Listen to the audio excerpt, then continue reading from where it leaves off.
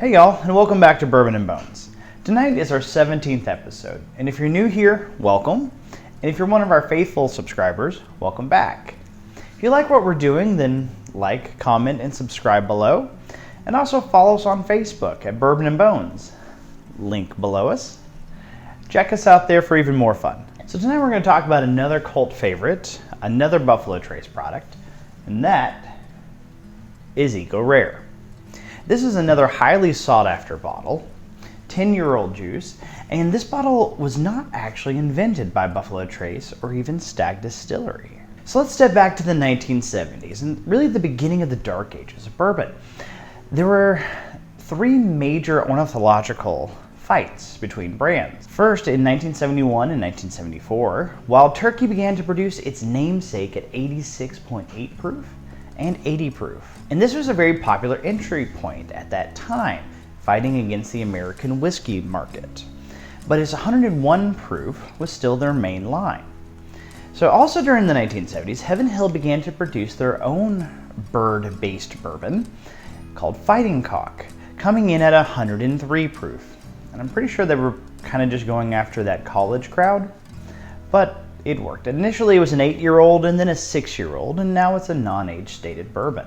Then coming out of Canada, Seagram's, using its Four Roses distillery in Kentucky, they actually began to produce their own bird bourbon. And it was a 10-year-old bourbon, bottled at 101 proof, Eagle Rare. This is kind of amazing that all three of these brands are still being produced even after the Dark Ages, and several distilleries changed hands and several brands changed hands as well. And Eagle Rare is no exception. Sazerac in 1989 bought Eagle Rare from Seagram's along with a few other brands and began to produce it at the Stag Distillery and initially started it off at 101 proof. However, in 2005, the bottle got a redesign and a reproofing, and they proofed it down to 90 proof. Now there are two expressions of Eagle Rare. This one here, 10 years old, and in Buffalo Trace's Antique Collection, a 17-year-old. Both of these are made with Buffalo Trace's Mash Bill 1, which is kind of the lion's share workhorse of their lines, and that includes the regular Buffalo Trace, Colonel H. Taylor, quite a handful of others. Now this bottle here, MSRP is around $40, and around here in Phoenix, it's pretty allocated, and it's sometimes a little hard to get a hold of, but everyone asks about it. Do we have it in stock? When are we going to get it in stock? But other parts of the country, it's sold in gas stations. It's so common. So you can see at the front here, Eagle Rare, really well etched in glass. I think it's interesting that this is the first bourbon using an eagle as part of their ornithological lines, because it was designed by a Canadian company first. I think they were trying to pull towards Americans' feeling of patriotism. But on the back, it talks about the long lineage of bourbon itself, dating back to the 1700s, and that Eagle Rare is 10-year-old straight Kentucky whiskey, and that's kind of about it. It's a really lovely bottle, and I guess the big question is now, how does it taste? So let's dig into the bourbon.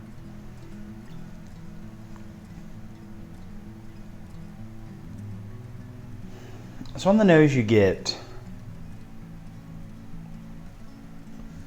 caramels. You get brown sugar,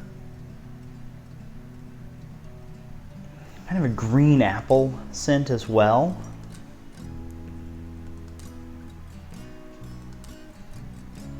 A little bit of a nuttiness and a little bit. Right behind the ethanol is a little bit of a dark fruit note. It's nice and complex on the nose.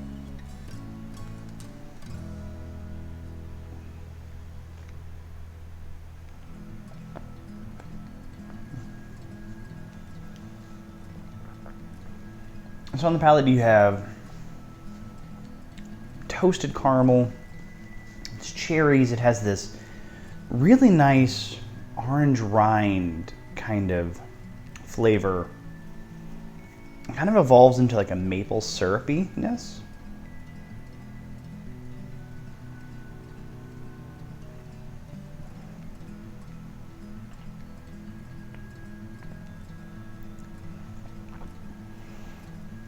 right at the very front, it's almost like a honeyness. It's like a honeyed cherry. Citrusy notes. It completely covers the palate, and it's really neat to actually just kind of dig through. And it's very full body. Like, it really sits on the palate, and even now it's still kind of hanging on the back end of it. It's definitely a very fruity bourbon. But, as always, what we're going to do is take a quick little break. I'm going to let my palate rest. We're going to throw some water in here and see how it evolves. Stay with us. Well, welcome back to Bourbon and Bones, and we are now tasting Eagle Rare with a little bit of water.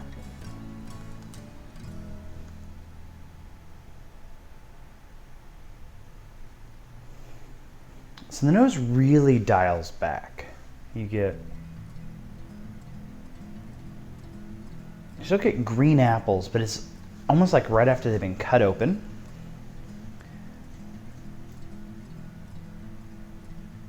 The dried fruit kind of pulls forward a little bit. It's almost like a dried cherry or maybe a date.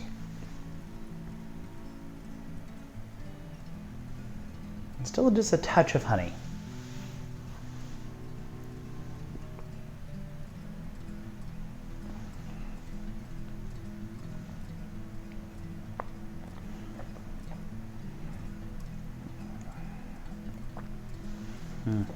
On the palate, it's actually a little on the spicy side now, which is kind of nice. Eagle Rare is only approximately a 10% rye. There's some variation in there, but yeah, it actually really is a cinnamon forward now. Cinnamon and caramels, vanilla for the first time, and still a little bit of that orange rind coming in at the end.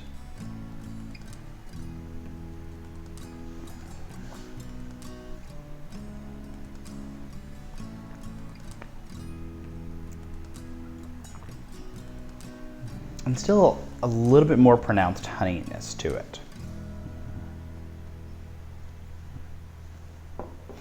So finally, the verdict. Eagle Rare is, I think, a staple for most bourbon collectors. And it's a really nice bottle. I think that it's a great entry point into much higher tiered bourbon, even though it's not priced at that. But it's fruity. It's full. It's really pleasant to sip through.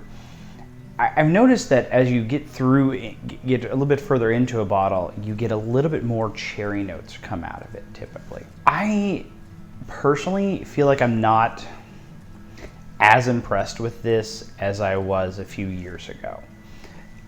I think it's still a solid bourbon, but for $40, I think I would venture possibly for something higher proof. But I think it's still good. Like, it's still good. Like, I would never turn down a glass of this by any means. But for my money, I'm not sure if this is exactly what I'd go for all the time. I typically pull this out for people who are just beginning to explore bourbon. And I pull it out and say, hey, this is a great example of kind of a really complex bourbon that might be a little bit hard to get a hold of, a little special, but doesn't pull a lot of weight behind it with deep complexities. It's really surface level complexities. It's really pleasant though. Don't get me wrong. Please don't just jump in the comments and think I'm bashing it. I'm not. I am saying it's a little overhyped, but it's a nice bourbon and definitely worth exploring if you have the opportunity to. Just don't pay secondary market. It's definitely not worth $100. I really kind of feel like you'd be really disappointed if you paid that.